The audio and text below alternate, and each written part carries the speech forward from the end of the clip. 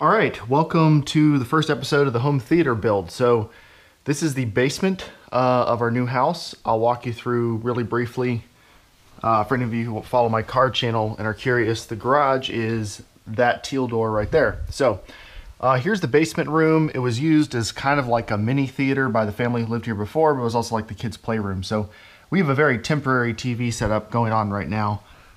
We've got our TV, our normal speakers I've been using for a while, ELAC B5s and ELAC C5. And then for the theater, I've got some in-wall speakers, some JBLs we've been trying. But like this is all very messy and again, temporary. You can see we still have like paint on the walls from the previous owners and stuff. So this is what we've been using for like a month or so while we get settled in and then before, you know, we started the actual build. And let me walk you through the plan. So this area seems like it's a pretty good size. It's a low ceiling. I think it's maybe like a just over a 7-foot, 7.5 foot ceiling because it's a drop ceiling. But the wall is pretty big. So the general plan is the screen is going here, probably no surprise. I need to sand this down. This is where the previous owners had a television mounted and like a little entertainment center thing. So I need to sand that down. We're gonna paint the wall. We're gonna put the couch here-ish, probably the couch and then another bit of seating right next to it. And then eventually I wanna do tiered seating behind it. And then I'd like to do Atmos speakers in the ceiling when I can. But we've gotten an 120-inch acoustically transparent screen, and I'm gonna be putting speakers in the wall. That's why I've been demoing those in-wall speakers. And the plan is to put them roughly this high so that both the first row and the second row will be able to see them. 120 inches is a little bit bigger than you're supposed to do for our seating distance, but my wife and I tried it out. We thought it was really good. Already gotten the projector. That's over there. We'll cover that in a bit. I think I can do maybe like 6 or 7 people seated across the front and then either one tiered seating there or 2. I haven't really decided yet. There were some shelves and stuff that used to be under here, which is why these lights are here. So eventually I'm going to remove and cap those off. This is kind of cool. This is a Murphy bed that the previous homeowners installed. You see it just folds out of the wall. And I want to leave plenty of room for that to flip down, which is kind of why I want the seating to start over here and go that way. I'm considering doing like an L couch over there because you could probably seat people around to the side and still get a pretty good view of the screen. Like an 120-inch screen, pretty easy to see. So the surround speakers, right now I'm using these old Sony bookshelves that we've had for a long time. But some other ones I have that I plan on mounting are these Fluence dipole speakers, or bipole? Dipole? Does it say? Doesn't say on here. Basically, they have tweeters and woofers on 2 axes, letting you like scatter the sound around a little bit better.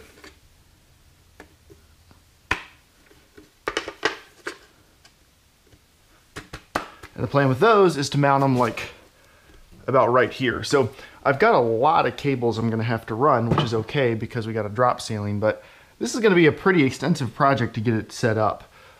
So, well, there goes the speaker. Basic plan is screen here, projector somewhere around here, entertainment center below it, speakers behind the screen, sub somewhere around here. I'll show you guys how to properly place a sub later. Seating, second row of seating eventually, surround speakers, potentially Atmos speakers at some point. And then of course we got to do some light control because these are gray walls and a white ceiling, and that is not the proper way to do a good light controlled theater. So that's the basic setup, and these speakers we're going to be using, or going to be starting with, are these JBLs. So initially I was planning on just using the ELACs. They are awesome speakers. I've always loved them. I was a little bit worried because they're fairly low sensitivity and this is a large room. But these JBL, what are they called? The JBL SP8s. So here, which one can I get to pretty easily? These are in-wall speakers with an 8-inch woofer. They sound pretty good. I think list price was originally like $300 for a pair. They've been out for 15 years or so. I've never used them before or really read that many reviews on them, so I don't know if they're not popular. It's just that in the home theater market, it's kind of hard to find in-depth reviews of every single piece of equipment. But I was able to get them on like a clearance deal from JBL for $100 a pair, which is really good. So I only need 3 speakers, but I went ahead and got 2 pairs. Now I've got a spare one of these I got to figure out what to do with. But the general plan is to put them behind the screen so you can have that nice theater effect where the vocals especially look like they're coming right from the actors' faces. You know, other sound effects are maybe a little bit harder to localize, but there's something about that real theater effect that is really enhanced by having the speakers in the right place, because that's what I'm going for here. I've had various home theaters before. This will be my 3rd projector setup. The other ones have been just like shooting onto a white wall or in a living room where, you know, I needed to respect my roommate's living room, so I couldn't do everything I wanted to do in it because, you know, we were just trying to hang a screen and shoot something onto it. And those have been really fun theaters. And I really, really like the size of the screen, even if it's only 1080p. Something about using a projector setup just makes movies and TV shows really fun to watch on something so big. But on this setup, I want to go for better than the theater. Now, some theaters aren't that great, so that's not really a high bar, but I want to enjoy watching movies in this as much as I enjoy watching movies in a good IMAX theater. And that's a really lofty goal, and it might take a while to get there, but for me, the benefits of watching at home vastly outweigh going to a theater. I don't really like going to theaters, but I do really like great sound quality, great picture quality, and very comfortable seating, and of course, good movies. So the priorities for me are big sound, and that might sound like a stupid hype phrase for something, or like it doesn't have any detail, but a short version is like you can easily fill a room this size with sound, and it'll sound good. Those ELACs could easily fill this room with sound.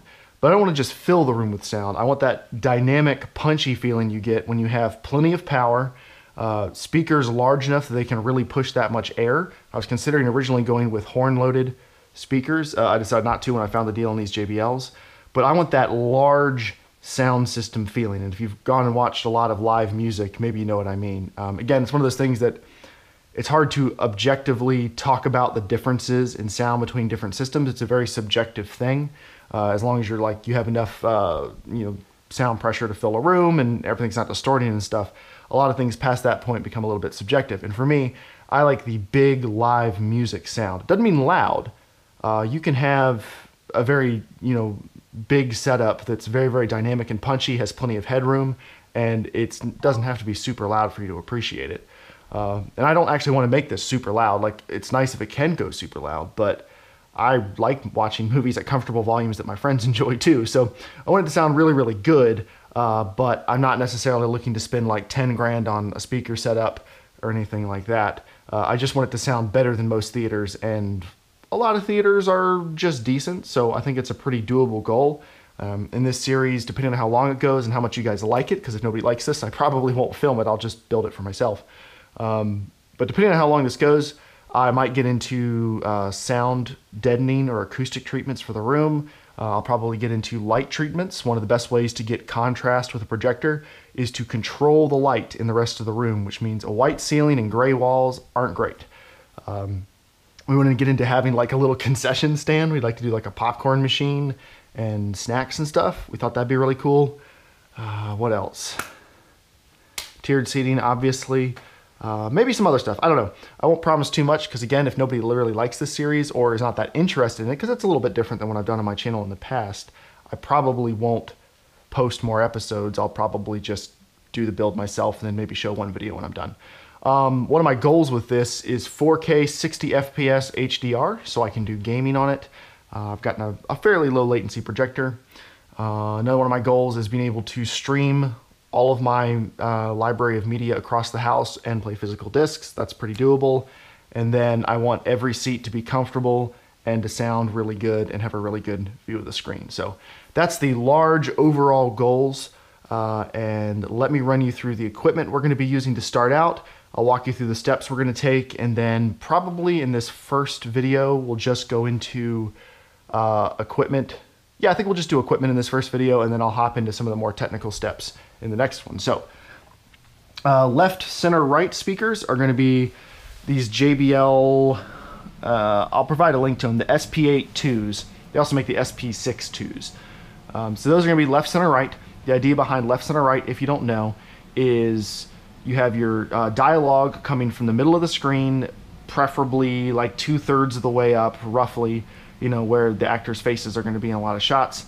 And then you have your left and right speakers spread out. Your center channel handles a lot of the main effects, the dialogue, everything like that. And then the left and right channels are more music, other effects, with effects, everything to give you that, you know, surround sound. And then the sub starting out is going to be a Bic F12. This is like the popular good cheap sub online. I've always been pretty happy with it. In our last little theater setup where we lived with our friends before this, I'm curious to see how it's going to do in a room this size, and I've got an idea for something I want to do with this in the future, but I won't tell you about it quite yet, just in case it doesn't work out. Surrounds, these Fluence bipole speakers that we talked about before, and then possibly some Atmos ones in the ceiling. For the projector, that's it right there, but I'll lift up the box so you can see. Got the ViewSonic P727K. Yeah, the PX727 4K. I went back and forth on projectors for a while. Here, I'll bring this out here so we can run over some of the specs. So 4K projectors are a little bit difficult right now. Most of them are using something called pixel shifting, where you've got like a 1080p or better than 1080p sensor, and the sensor shifts diagonally like a half pixel or so in between frames, or multiple times per frame, giving you all the density and resolving about a 4K image, but it's not native 4K. And that can be a hard concept to communicate to a lot of people because projectors are unique from pretty much everything else in this respect. But if you read a lot of projector reviews, which if you're not in the market, I don't know why you do that, but if you do, a lot of these pixel shifters for the average home consumer deliver essentially identical performance to a real 4K projector without spending like $5 grand. And I would love a real 4K projector, but my requirements are 4K, 60 FPS, and HDR support, and decent black levels, and semi-affordable, and you can't get all those things in a 4K projector right now. My favorite one I was going to get was the Epson 5040 UB. That's the ultra black edition that has excellent black levels. It's supposed to have amazing picture quality for a projector. It's also a pixel shifter. The reason I didn't get it is it only has 10 gigabit per second HDMI, which means I could run 4K 60 Hertz but no HDR, or I could run 4K 24 Hertz HDR. And I want to be able to game on this thing. Like, I want to be able to do 4K 60 Hertz and have HDR support if I need it. So I just didn't think, I thought that was going to be too limiting and I'd probably regret it. And this projector was like $800, $900 cheaper than that. So my plan is I'm going to use this one for maybe 2-3 years, let another generation or two of 4K projectors come out, and then I'll get a better one. And I've done some couple quick tests with this projector, and I think I'm going to be perfectly happy with it for now. And then, you know, I'll just upgrade when there's something better out there. But right now I think the market's just a little bit too new for me to get what I really, really want. So I'm going to get something that I like, and then I'll just flip it later. So that's the equipment. That's how we're starting out. The rough sequence of events I need to go through here. Sorry for all the mess. Again, we moved in.